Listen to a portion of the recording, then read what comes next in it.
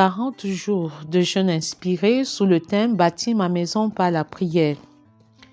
Jour 28. Attention au chemin de l'isolement. Femme d'impact, volume 1.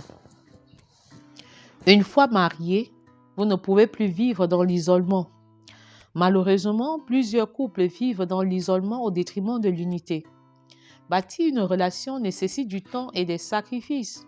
Lorsque vous n'êtes pas disposé à payer le prix pour développer une communion authentique, vous payerez 10 fois plus cher le prix de l'isolement. C'est pourquoi votre succès en tant que femme, sans le succès de votre mari, est une preuve tangible de l'échec de toute la relation conjugale. Une fois marié, il devient impossible de vivre comme si vous étiez encore célibataire sans causer des dégâts au sein de la relation conjugale. Le chemin de l'isolement passe par 5 phases importantes qui sont 1. L'amour-émotion. 2. L'amour-raison. 3. Le vivre ensemble. 4. Les critiques acerbes. Et 5. Le déclin de la relation. L'amour-émotion. Cette phase se déroule dans les fiançailles, avant le mariage et juste après. Elle est caractérisée par des émotions fortes, denses, intenses et non durables. Les femmes rêvent d'une excellente unité, mais elles ne disposent d'aucun outil adéquat pour y parvenir. 2. L'amour-raison. C'est la phase d'adaptation des valeurs, des principes et des habitudes.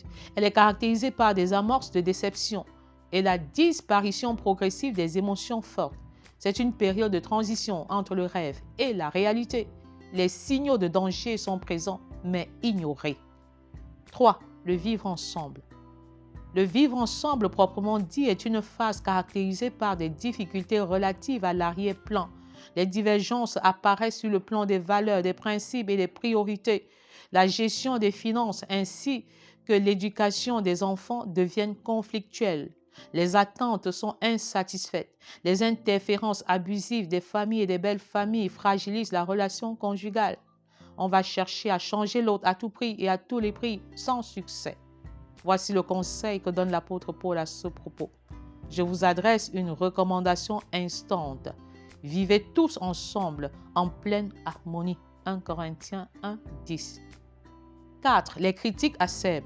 C'est le sommet de la lutte pour changer l'autre, alors que Dieu seul, a la capacité de transformer un être humain. On voit l'autre comme un verre à moitié vide au lieu de le voir comme un verre à moitié plein. Les centres d'intérêt changent. Les hommes s'investissent plus sur leur travail et leur ministère pendant que les femmes se concentrent sur les enfants, leur travail ou les associations à caractère social. Tout ce que l'autre fait est négatif. 5. Le déclin de la relation.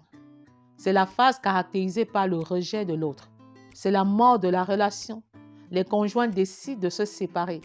Même si vous êtes à cette dernière phase dangereuse, ne perdez pas espoir, car Christ en vous l'espérance de la gloire. Colossiens 1, 27. Ces 5 phases sont interreliées et interdépendantes. Elles détériorent la relation conjugale. Cependant, tout n'est pas perdu, car il y a de l'espoir.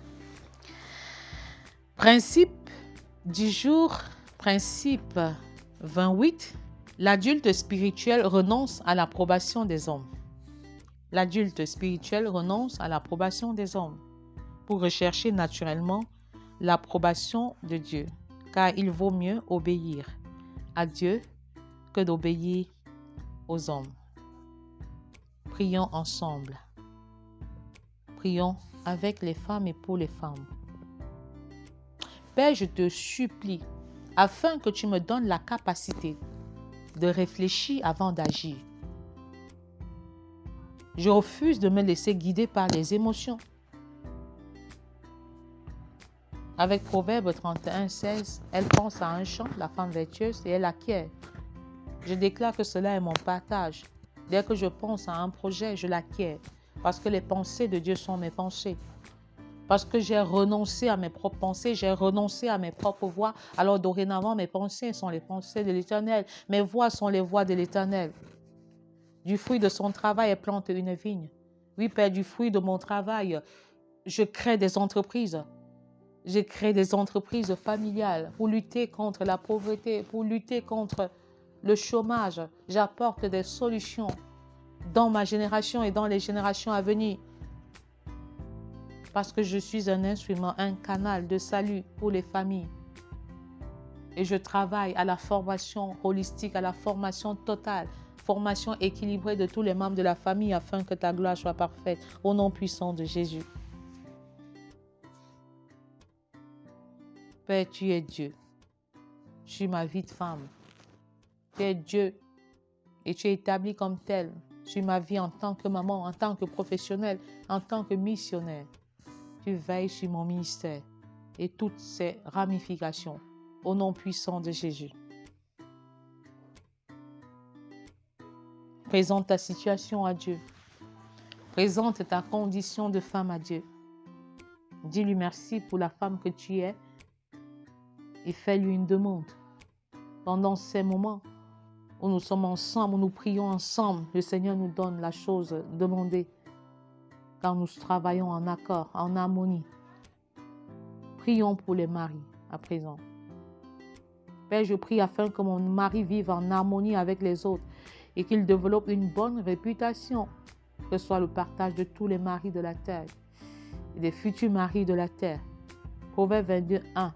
La réputation est préférable à de grandes richesses et la grâce vaut mieux que l'argent et que l'or. Père, que mon mari ait un bon témoignage au quartier, à la maison, au lieu de service, dans le ministère, au nom puissant de Jésus. Un bon témoignage, qu'ils vivent de manière conviviale, qu'ils vivent en paix avec les autres, comme Christ a vécu en paix, même avec ses ennemis, même avec ses adversaires, même avec ses bourreaux. Que cela soit son partage, que cela soit notre partage au nom puissant de Jésus. Prions à présent pour les couples. Père, je prie pour que nos foyers, pour que nos couples développent les valeurs divines et non les valeurs du monde, selon qu'il est écrit dans Romains 12, 1. Je vous exhorte donc, frères, par les compassions de Dieu, à offrir vos corps comme un sacrifice vivant, saint, agréable à Dieu, ce qui sera de votre part.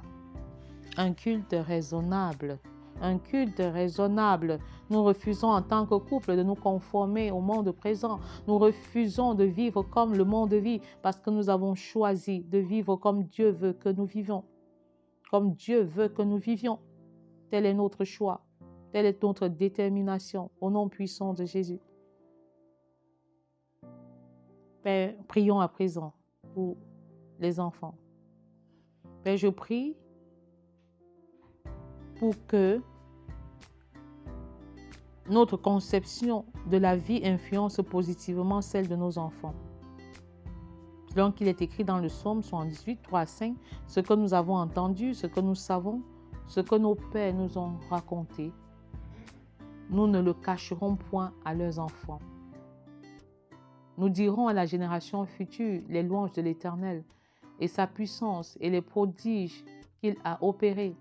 Il a établi un témoignage en Jacob, il a mis une loi en Israël et il a ordonné à nos pères de l'enseigner à leurs enfants.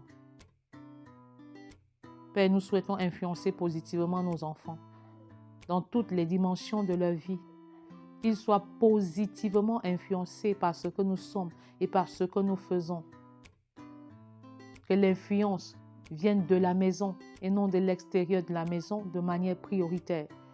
Que toute influence extérieure de la maison ne soit qu'un additif, ne soit qu'un ajout à ce qui est déjà fait, à ce qui est déjà établi au nom puissant de Jésus. Oh Père, une famille transformée engendre une nation transformée.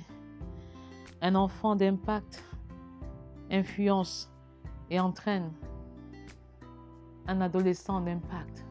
Un adolescent d'impact engendre un jeune, un célibataire d'impact. Un célibataire d'impact engendre un couple d'impact. Un couple d'impact engendre une famille d'impact. Une famille d'impact engendre une nation d'impact.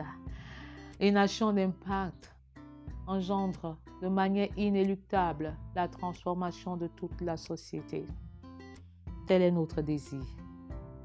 Tel est notre objectif. Que cela soit une réalité dans nos maisons, dans nos familles, au nom puissant de Jésus. Prions pour nos familles. Père, je te supplie afin que nos enfants t'acceptent inconditionnellement. pour qu'ils acceptent inconditionnellement leurs parents biologiques et pour qu'ils acceptent inconditionnellement Dieu, selon qu'il est écrit dans Jérémie 31, 3. De loin, l'Éternel se montre à moi. Je t'aime d'un amour éternel. C'est pourquoi je te conserve ma bonté. Que l'amour éternel soit le socle de nos maisons. Que l'amour éternel soit le socle de nos familles.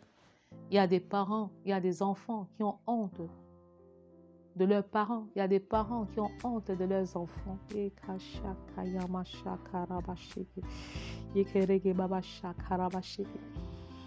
Ne sois pas comme cette femme qui dit comment je peux être brune et accoucher un enfant noir. Oh, un enfant, c'est un enfant. Ne sois pas comme cet homme qui dit pourquoi tu n'accouches que les filles alors que c'est l'homme qui détermine même le sexe de l'enfant.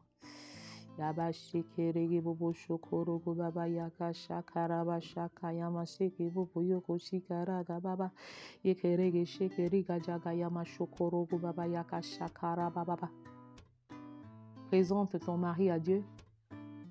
Présente toi-même à Dieu en tant que femme. Présente chaque enfant à Dieu. Et soupille encore pour que l'amour inconditionnel soit la fondation. La fondation. Pourquoi aimes-tu uniquement les enfants qui sont beaux, qui sont bruns, qui sont grands de taille et tu rejettes les autres? Pourquoi fais-tu de la préférence parmi tes enfants? Tu agis comme Jacob à l'endroit de Joseph. Et Dieu est capable de te séparer de ses enfants par amour pour toi, parce qu'il est un Dieu jaloux. Il ne permet pas qu'une personne prenne sa place de quelque manière que ce soit.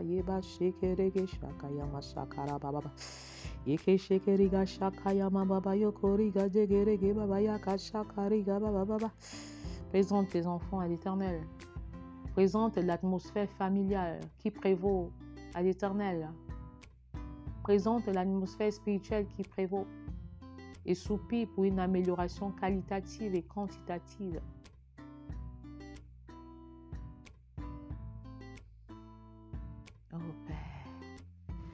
Oh Père, nous regardons à toi, nous comptons sur toi. Sans toi, nous sommes limités. Sans toi, nous ne pouvons rien faire. Nous regardons à toi, Père, nous comptons sur toi, Père. Déverse, décharge-toi devant le Seigneur. Le trop plein de ton cœur. Si tu sens le désir de pleurer, n'hésite pas de pleurer devant le Seigneur. Déchire ton cœur devant le Seigneur. Il te dit jusqu'à présent, vous n'avez rien demandé en mon nom. Demandez et vous recevrez afin que votre joie soit parfaite. Je ne sais pas ce que tu demandes à Dieu en ce jour. Je m'approche de toi, parle à l'Éternel. Je m'approche de toi. Source de vie, mon sauveur bénis-moi. Abreuve-toi à la source. Et le Seigneur est disposé. Le Seigneur est disposé. Le Seigneur est disposé à te bénir. Parce qu'il est la source de bénédiction. Avance avec foi, avance avec assurance, avance avec foi, répands ton cœur, dépose ton fardeau avec la ferme assurance que le Seigneur prend soin de toi. Approche-toi de lui avec assurance. Avec l'assurance qu'il est le Dieu parfait, le juste juge, le roi des rois, le Seigneur des seigneurs. Tu es Yahweh, et tu es Yahweh. Tu es Yahweh, et tu es Yahweh. Tu es Yahweh, Alpha et Oméga. Tu es Yahweh, Alpha et Oméga. Amen.